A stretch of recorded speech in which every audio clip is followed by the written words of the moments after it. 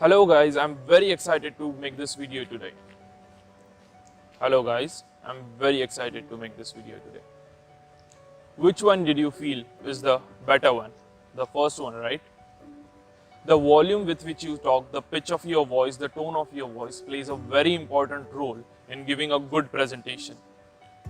It has to be very properly balanced out so that you are able to deliver your message effectively to the audience sitting in front of you. Let us take them one by one. The loudness. How loud should you be when you are presenting? This is one of the most common questions that I get asked, and the straight away right answer to this is you should be loud enough so that the last person sitting in the room is able to hear you clearly. Think of the last person sitting in the room. If he is not able to hear you clearly, over a few minutes he is going to lose interest in listening to you.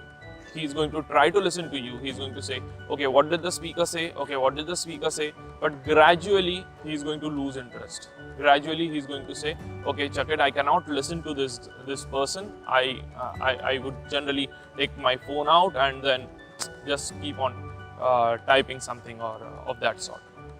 So it is very important that the first rule, that the first thing that you keep in mind is that you should be loud enough so that the last person sitting in the room is able to listen to you. If you are talking without a microphone, you have to be loud enough in your tone by itself. If you are talking with a microphone and the voice is not reaching to the last, you have to hold the microphone closer to where you speak so that the last person is able to hear you, or you could ask someone operating the microphone to increase the volume. You could generally do this by asking in the first few minutes if the last person is able to listen to you, if the last person is able to hear you before you start on the main topic or the main content of your speech or presentation. The second part is your tone, the pitch, the pace and the loudness all bundled together, and and in the way in which you deliver the message. If you are motivating someone, if you are telling someone to go and achieve something, if you are pumping the audience, then your loudness, your pitch gradually has to go up. It has to sound, come on guys, you can do this, you can win over the world. It sounds something in this way. Come on guys, you can do this, you can go out and win the world. Do you think the audience would believe in you? No.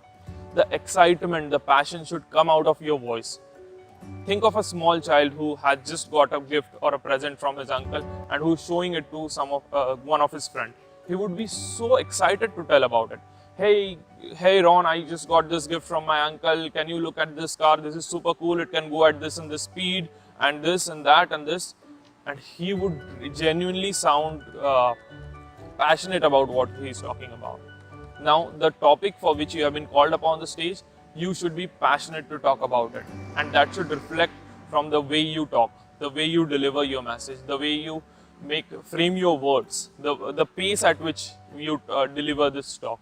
The overall that builds an overall picture along with the body language, along with everything else. But the tone and the loudness and the pitch, it is one of the most important parts of the body language when you are speaking or you are presenting a speech to someone, to a live audience.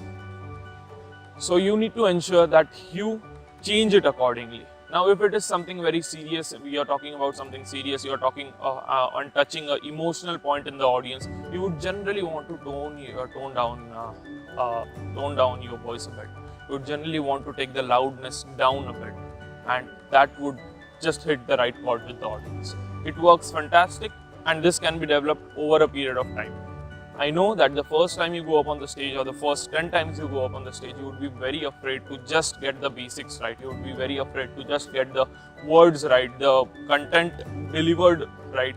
But then gradually, as you would go up there again and again and again, you would start to notice that these small things make a lot of difference, and you should therefore work upon them. Tomorrow we are going to talk about how the pace of your speech, how fast you speak or how slow you speak, and the pauses that you take between the speeches is very pivotal in giving a very good speech. So stay tuned.